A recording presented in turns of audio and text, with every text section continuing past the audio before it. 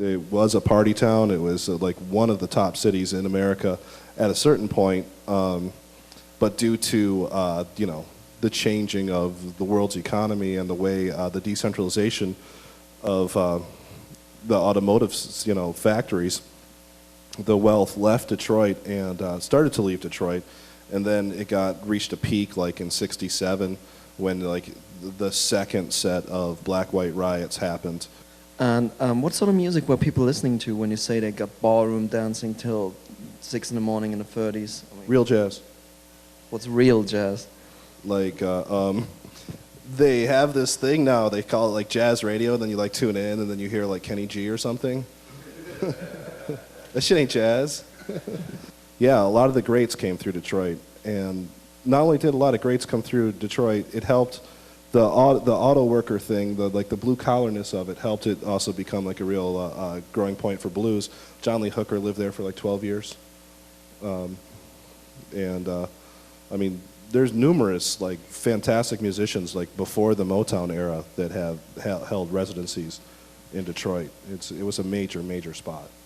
Can you enlighten us a little more about the formula for Motown? I mean, where's the connection between the two?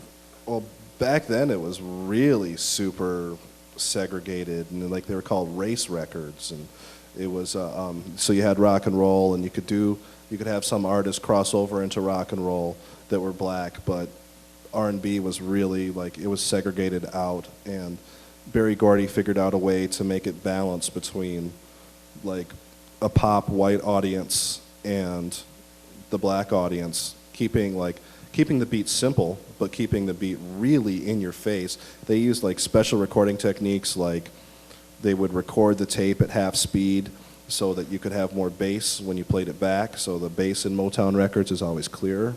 It's louder, it's because they're dance records. They're made for you to get down to. I mean, it didn't matter what race you were in the 60s when you heard Stevie Wonder, Marvin Gaye, Diana Ross and the Supremes, Martha the Vandellas, it was Aretha Franklin. It didn't matter, like, the race. It transcended that.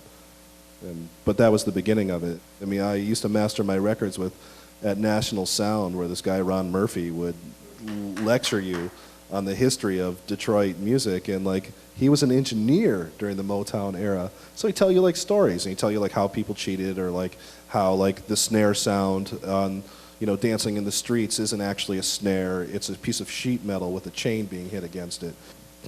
They recorded it all on a 3-track. It wasn't even right left. Like they just messed up. They re-engineered their board to make it stereo when stereo happened.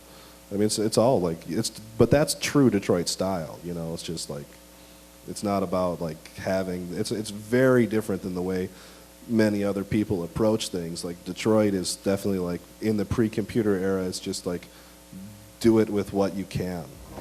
I don't know. The music in the Midwest is like a little bit more real, a little bit more powerful, but it doesn't mean that it doesn't have the imagination or the intellect that like other cities have. It's not like doesn't.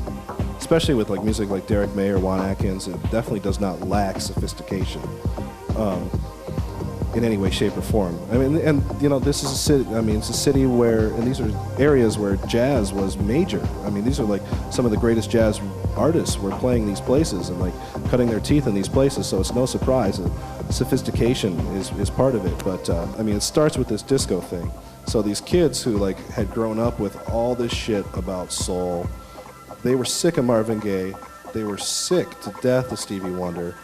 Sick to death of being like soul, funk, this, that.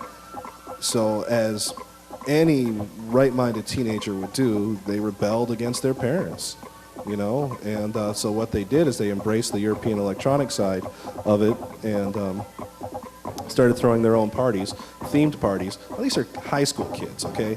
I mean, it's hard to imagine like a social revolution beginning with high school kids. But these kids were so organized that they would throw parties where they actually made money, like lots of money. Like you're talking like 1980, and they'd be making $1,500 or something. And that, to me, it's still impressive. But they do themed parties like red. All the walls would be red. Everybody would have to wear red. The music would be music of passion, whatever, But it was the first time in Detroit where parties had decorations had attention to detail in sound, had attention to detail on more levels. And this is like what ends up being like a Detroit party is like this kind of attention or lack of attention to detail. Like, I mean, for a time period, it was just an empty room with a strobe, but that was like that in Detroit is actually really something.